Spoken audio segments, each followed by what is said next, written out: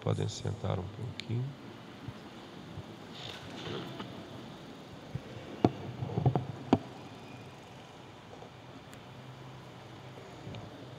Estamos encerrando neste domingo o ano litúrgico. A partir da próxima semana já estaremos no tempo do Advento. Na nova liturgia se celebra Cristo, o Rei do Universo. Nós tivemos a graça de celebrar durante o ano, no último domingo de outubro, mostrando que Jesus é o Rei de todo o universo, o Rei também das nossas vidas. E hoje o Evangelho nos coloca diante de uma das passagens mais fortes e proféticas de Jesus. Ele nos fala de tribulações, de perseguições, de grande confusão espiritual e sinais que marcam o fim da história humana, ou o fim do mundo. Depois ele vai fazer um paralelo entre o fim lá de Jerusalém e depois o fim do mundo, um paralelo nesse sentido que podemos ver numa outra oportunidade. Mas no centro de tudo isso ressoa a promessa firme de nosso Senhor: o céu e a terra passarão, mas as minhas palavras não passarão. Jesus não quer gerar em nós medo, desespero ou terror, como muitos poderiam ter quando se fala do fim do mundo, porque antes do fim do mundo pode vir o fim da nossa vida aqui na terra. Mas Ele quer nos mostrar que nas provações o mais importante não é prever o futuro, mas permanecermos firmes com Ele. As pessoas têm muita curiosidade das coisas que podem acontecer. Me aparecem muitos gurus aí, jogando cartas, lendo mão, jogando búzios ou vendo os sinais e dizendo vai acontecer isso ou aquilo. E nós muitas vezes caímos nesse engodo, querendo saber do nosso futuro, o que será o amanhã, o que será depois de amanhã, para a minha vida, para o mundo. É claro que nós temos profecias, nosso Senhor pode revelar, mas não vamos ficar com essas curiosidades vãs.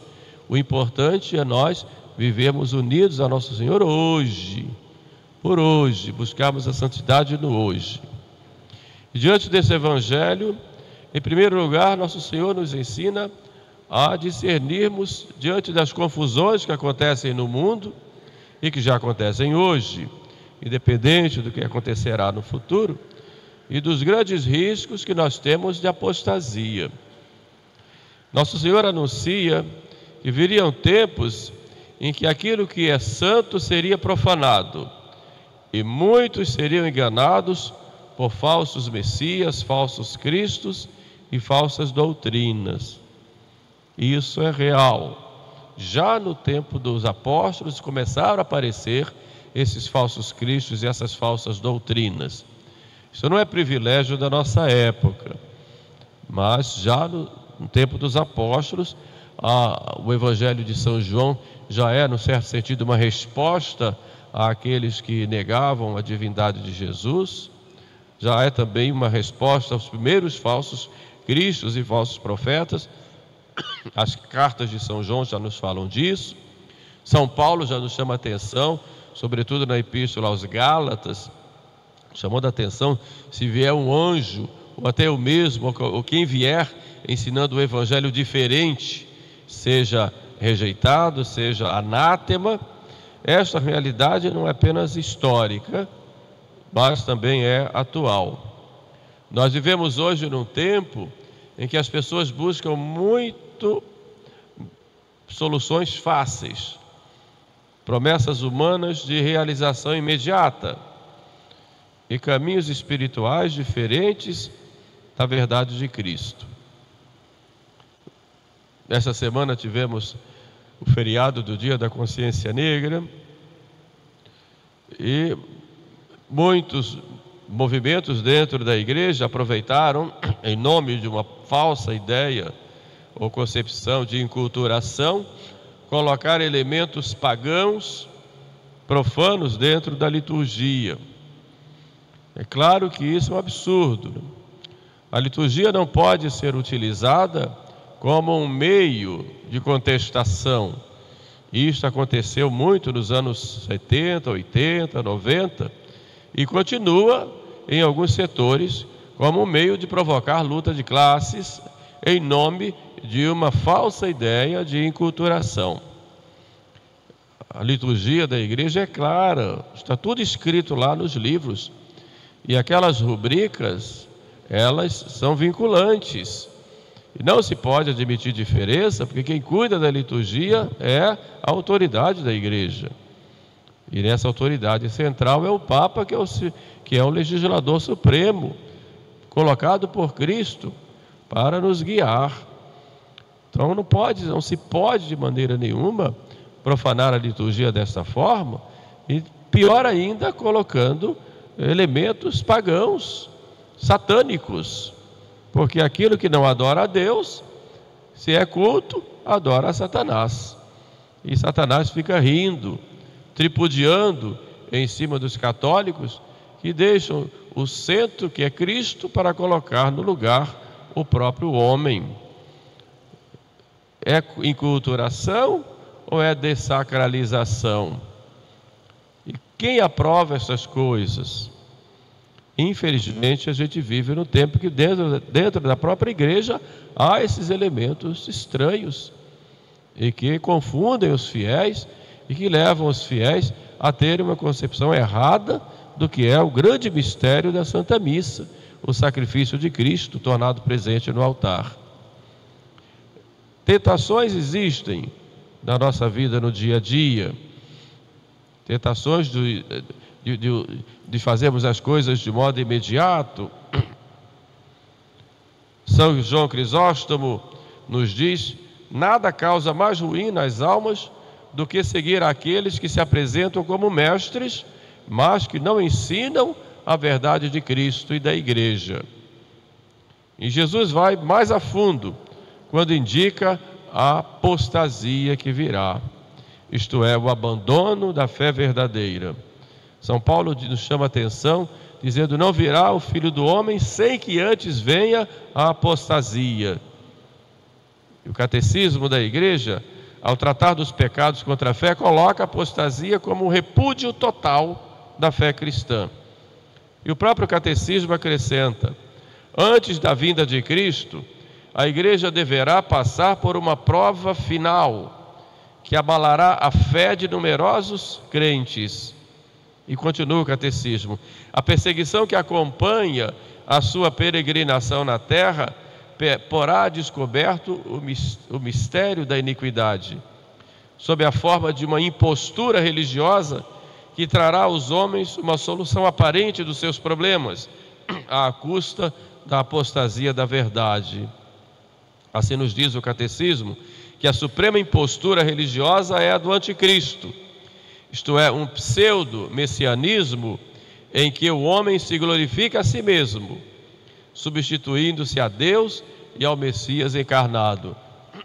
Colocar o homem como centro, e isto leva a uma grande apostasia, porque em nome do homem pode-se fazer todas as coisas. Quando se coloca o homem no centro, tira-se Deus do centro. O Catecismo acrescenta: esta impostura anticrística já se esboça no mundo, sempre que se pretende realizar na história a esperança messiânica, que não pode se consumar senão para além desta vida, no juízo para a vida eterna. E a Igreja sempre falsificou este reino futuro, sempre rejeitou a falsificação desse reino futuro, mesmo sob uma forma mitigada, sob o nome de milenarismo, e principalmente sobre a forma política do messianismo secularizado, intrinsecamente perverso. Aqui refere-se de modo especial ao comunismo, que promete um paraíso aqui na terra, um paraíso sem Deus. Ou, como na teologia da libertação, fala-se do reino, mas um reino material, em que os homens serão felizes aqui na terra e Deus será apenas um detalhe. É preciso termos cuidado de não querermos buscar um paraíso aqui na terra. Isso é ilusão. Nós temos que buscar a nosso Senhor, mesmo que tenhamos que passar pela cruz.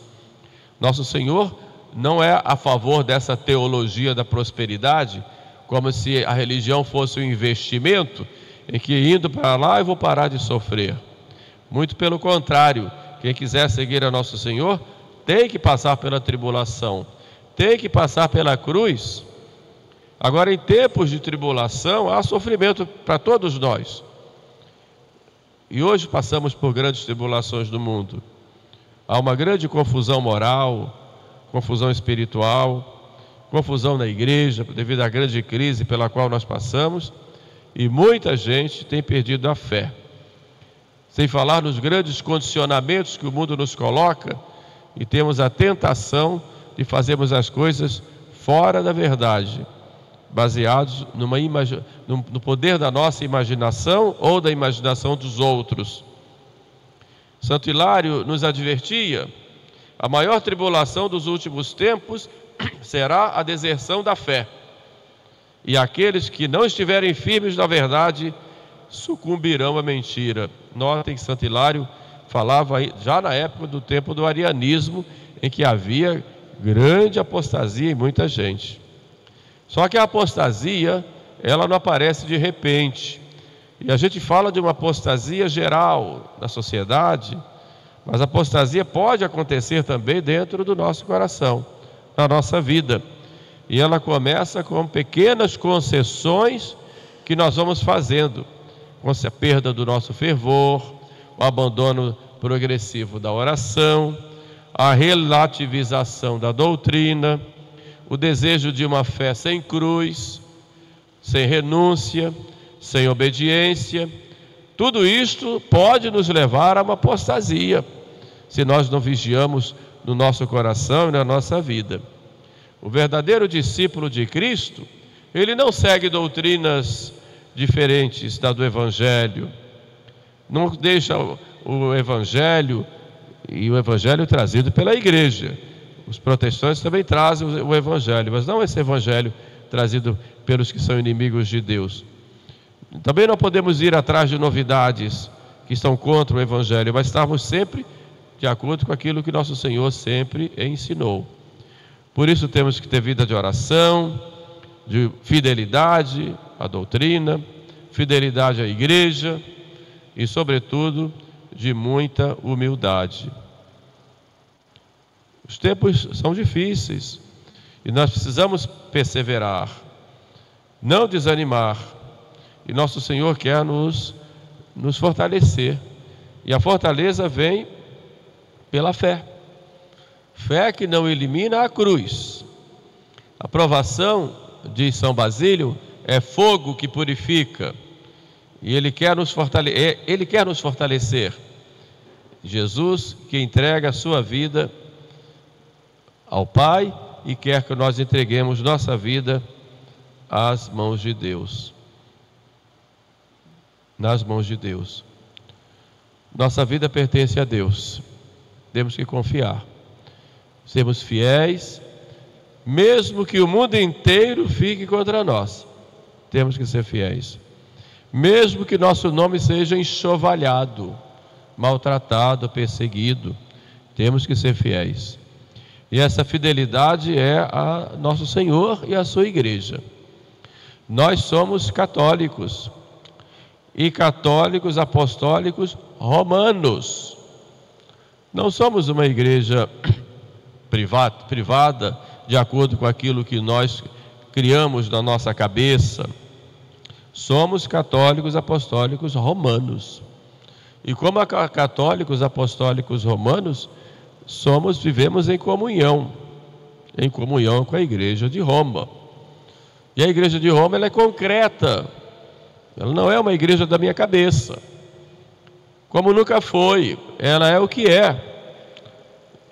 Se conhecermos um pouco a história da igreja, vamos ver problemas também em Roma, também entre papas, entre cardeais, e sempre houve épocas assim muito graves, mas nunca podemos deixar de ser católicos. E o ser católico não é apenas um movimento interior, meio que idílico. Católico tem que ser católico concretamente, seguindo as verdades que Jesus Cristo ensinou, recebendo os sacramentos da igreja, buscando a nossa santificação pessoal, sobretudo pela observância dos mandamentos. Tribulações nós enfrentamos na igreja, na nossa família, nossa sociedade,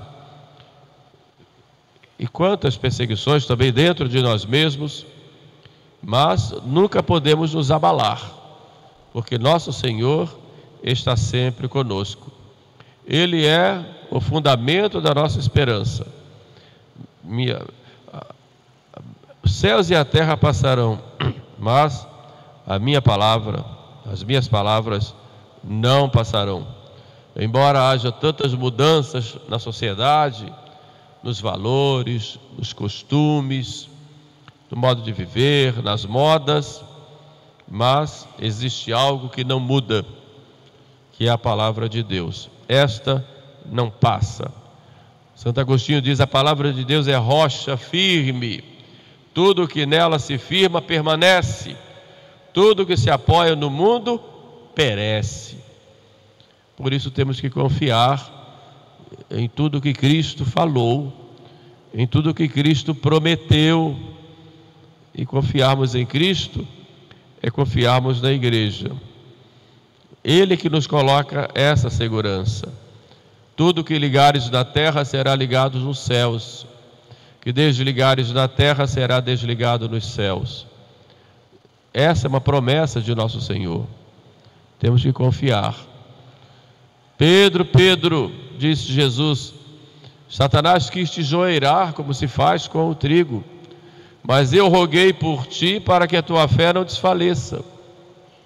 E tu, uma vez convertido, confirma os teus irmãos na fé. Uma vez convertido, porque Pedro e seus sucessores devem estar cada dia mais buscando essa vivência em união com Cristo. Mas confirma os teus irmãos na fé é uma garantia que Cristo nos dá de que a nossa fé não desfalecerá se estivermos unidos a Pedro e seus sucessores. É uma garantia. Ou então pego o Evangelho e não uso mais. Se aquilo que Cristo disse não se cumpre, se Ele promete e não cumpre, Ele é infiel, então acabou-se a história da igreja. Mas Cristo é fiel, embora nós muitas vezes sejamos infiéis. E o critério é nosso Senhor, não é o nosso modo de pensar, que muitas vezes se engana, se equivoca. Por isso, nós precisamos viver da fé. O Evangelho de hoje, meus irmãos, nos diz que diante das tribulações descritas por Jesus, nós não devemos colocar a nossa segurança nas coisas passageiras, mas nas que permanecem. E é o amor de Cristo, nosso Senhor, que permanece. Suas promessas permanecem e permanecerão para sempre. Por isso, busquemos um discernimento claro na nossa vida, para rejeitarmos todo erro e sermos fiéis à verdade, que não passa. Vamos perseverar sabendo que Cristo é Rei, que cuida da sua igreja e que está conosco também nas tribulações. Ele não abandona a sua igreja. E tenhamos sempre uma plena confiança na palavra de Deus, que não passa. Olhemos para Nossa Senhora, essa mulher fiel, que permaneceu firme ao pé da cruz, que guardou a palavra de Deus em seu coração, que não vacilou. Que Nossa Senhora nos mantenha sempre vigilantes, firmes, confiantes, para que em meio às grandes tribulações que nós tenhamos que passar na nossa vida, nós permaneçamos sempre fiéis a Jesus Cristo, que é o Senhor da história, que é o Senhor da nossa vida. Amém.